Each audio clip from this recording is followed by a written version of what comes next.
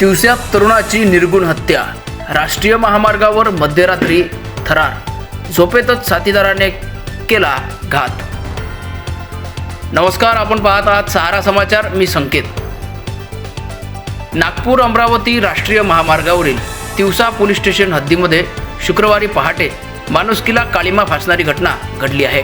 गुजरातच्या राजकोट येथील विमल सतीश अग्रवाल वय 30 वर्ष या तरुणाची त्याचाच काळ बनून आलेल्या साथीदाराने चाकूने गळा कापून निर्गुण हत्या केली। भरधाव दुचाकीवरून आलेल्या या दोघांनी विश्रांतीसाठी हायवेवरील विसावा निवडला खरा, पण तिथे एकाचा निर्गुण अंत झाला। या घटनेने संपूर्ण जिल्ह्यात खळबळ उडाली असून भर रस्त्यात झालेल्या या खुनामुळे पोलीस प्रशासनाची झोप उडाली आहे।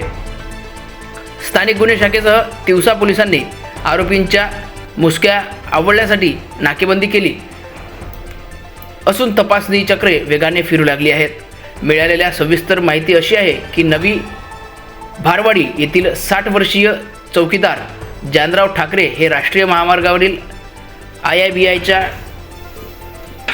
ट्रक लेबाय पार्किंगमध्ये कार्यरत आहेत। पहाटे 4 वाजताच्या सुमारास एका केशरी रंगाच्या स्पोर्ट्स दुचाकीवरून 2 तरुण तिथे पोहोचले अशा प्रकारची माहिती भेटली आहे आणि नंतर ही सविस्तर घटना घडल्याचं सांगण्यात येत आहे।